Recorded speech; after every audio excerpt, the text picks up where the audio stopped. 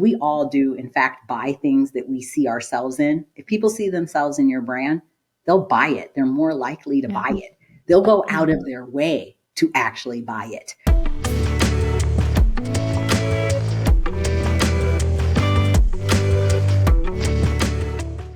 Hi, I'm Brena Nath. I'm Senior Director of Events and Subscriptions here at Housing Wire, and I'm super excited to have someone on this show that I've been able to frequently converse about this topic on and get updates on that. Now, I would say particularly is one that's important to bring back to the forefront, despite what's happening at the federal level right now with DE&I. Mosi Gatling, who is Strategic Growth and Expansion. She's SVP at New American Funding. She has great insights in the past, but also, okay, what does this look like in 2025 despite what's going on the federal level? What do we need to do specifically to help serve diverse home shoppers, diverse home buyers this year without all the noise that's going on around us? There's some very specific strategic things that you've been doing that you can continue to do going forward. So with that, Mosi, let me just start off with saying welcome to the show. Thank you so much for having me. I always love talking to you. We have such great conversations about life and real estate. Yeah, it's so true. Well, I mean, to kick us off, one question that you and I discussed back a couple years ago now was how you were able to succeed and grow your business even in a tough market. 2025 isn't looking like it's going to be that drastically different of a year.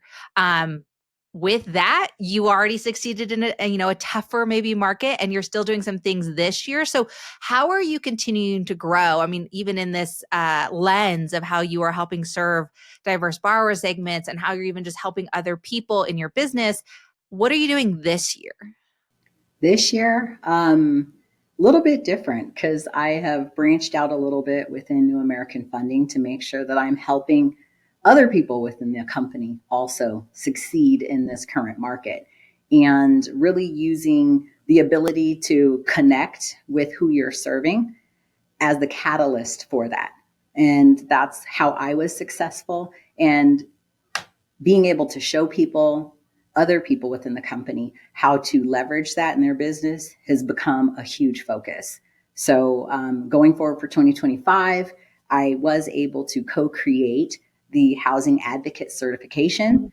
So here at New American Funding, we have trained and certified people within the company so they are equipped to go out into the community and not just connect from a verbal standpoint or when they physically show up to do classes or whatever that looks like, but also to connect from a marketing standpoint. So people don't just choose you because you're the easy click, right, on the internet, but because they see themselves in your brand, the way you talk, the way you present yourself. That way you can also excel in business that way. That's such a great way to put it. Digging in that to a little deeper, I think that's how your and my conversations tend to go. It's like you take a level and like, okay, let's extrapolate that a little bit more. So, looking at even New American Funding to the mortgage industry as a whole, one thing you and I have touched on is this advice. How can this industry as a whole step forward into this initiative? Because we all need to be thinking about this, I would say.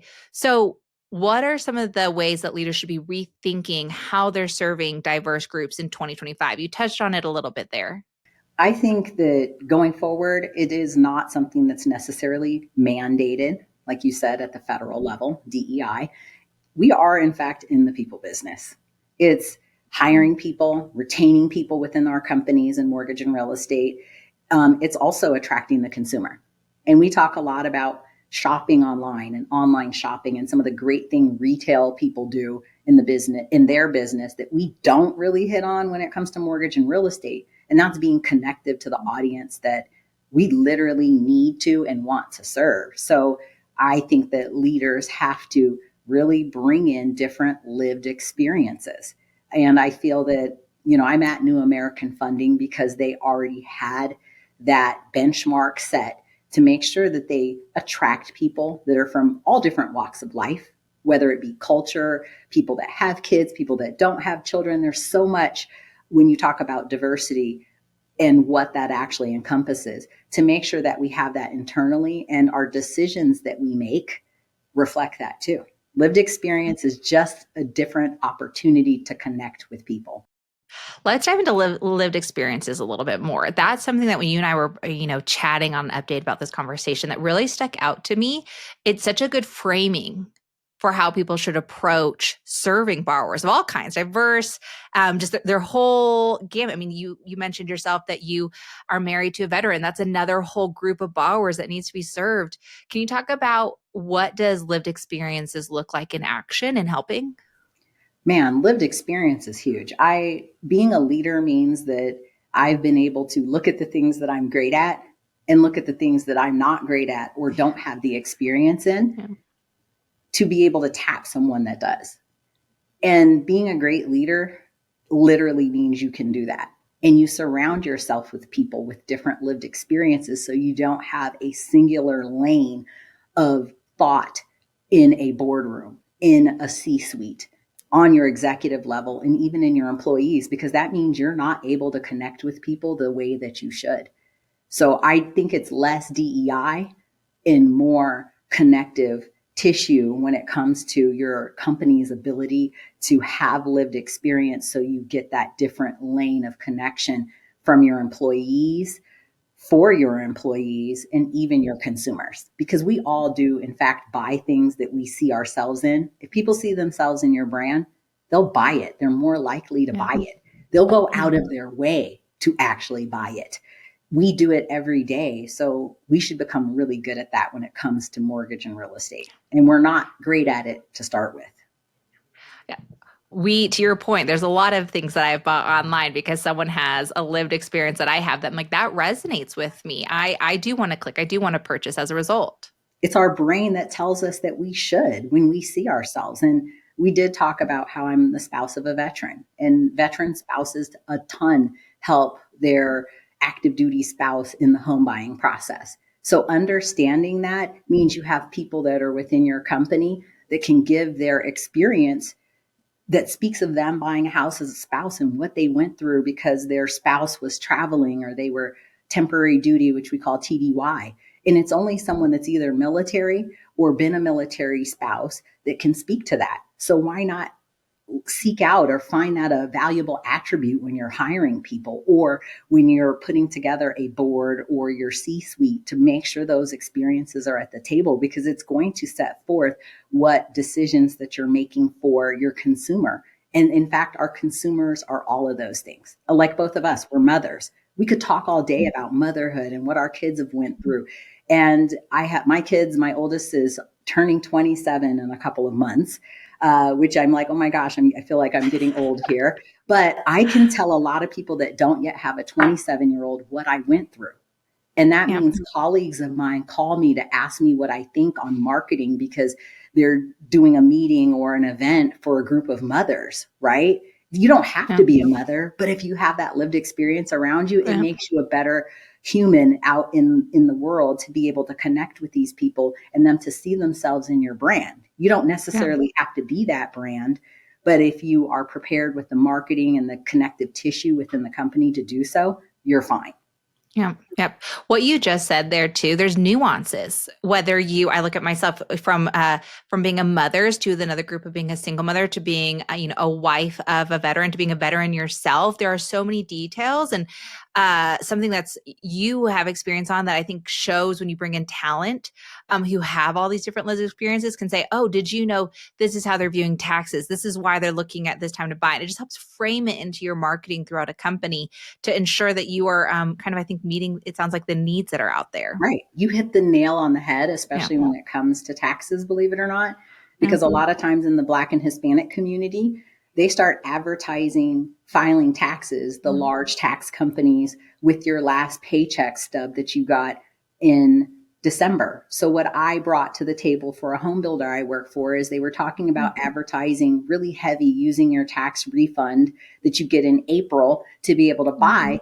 And I said, mentally in the Black and Hispanic community, they already started making that decision back in December and early January. So again, it's my lived experience that forms that marketing a little bit because I do bring something different to the table. It's people who might not be getting a refund that are waiting until April 15th to file their tax returns. It's not people that might need that as cash flow, or made spending decisions during the holidays because they've been mentally trained to try to file their tax refund the second the IRS opens up filing, which they did a week ago.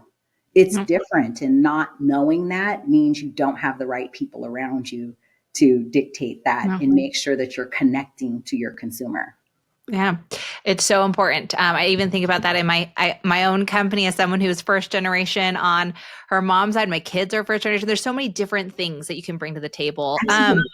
As a fast lightning last question, what is this one step if you're sitting in a room with leaders in the housing, or even just the hiring agents in housing, maybe, what is one step that you would recommend for them to help serving diverse home shoppers? Like, what is one thing that they could immediately go do or should think about?